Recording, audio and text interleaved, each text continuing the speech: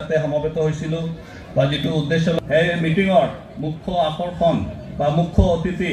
কৰিব বিচাৰিছোঁ যাতে নিজৰ বহুমূলীয়া পৰিচয় আমাৰ মাজত দাঙি ধৰে আৰু এখেত হৈছে আমাৰ সকলোৰে শ্ৰদ্ধাৰ সকলোৰে প্ৰিয় আমাৰ BTRৰ চিফ শ্ৰীযুত প্ৰমোদ বুলীয়া পৰিচয় আমাক দিয়া যেন ধন্যবাদ থাকিল ছাৰলৈ এই অৱদান দিব বিচাৰিছে তো মই অনুৰোধ জনাইছোঁ যাতে এই সময়ত এখেতে দিয়ে আৰু ইটোৰ লগে লগে মই জনাইছোঁ ইউনিয়ন BTR নেতৃবৃন্দসকল তো এখেতকো মই অনুৰোধ জনাইছোঁ যাতে এই সময়ত ছাৰৰ এই বিৰছা মুণ্ডা কমপ্লেক্সৰ জৰিয়তে ধন্যবাদ ছাৰ ইটোৰ লগে লগে মই বিৰছা মুণ্ডা কালচাৰেল কমপ্লেক্স আদিবাসী ডেভেলপমেণ্ট কাউন্সিলৰ চেয়াৰমেন দুৰ্গা হাদছা ডাঙৰীয়া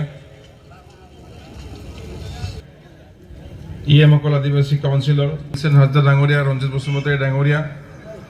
MCLA মাধৱ চেত্ৰী ডাঙৰীয়া EPPL ডাঙৰীয়া প্ৰমুখ্যে এই মঞ্চত BTR প্ৰধান প্ৰমোদ ডাঙৰীয়াই আৰু আমি আদিবাসী ৱেলফেয়াৰ এণ্ড ডেভেলপমেণ্ট কাউন্সিল তৰফৰ পৰা তথা BTR-বাসী আদিবাসী ৰাইজৰ হৈ তেখেতক অশেষ ধন্যবাদ জ্ঞাপন কৰিছোঁ। আজি তেখেতে এটা ৰাষ্ট্ৰীয় শ্বহীদ বীৰ বিৰছা মুণ্ডাৰ নামত যি প্ৰকল্প মানে ইয়াত আধাৰশিলা স্থাপন কৰিলে ই এক ঐতিহাসিক সিদ্ধান্ত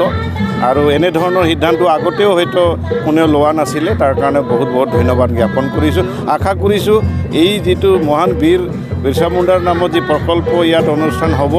এইটো অকল আদিবাসীৰ কাৰণে নহয় ইতিমধ্যে কৈছে ইয়াত যে সাংস্কৃতিক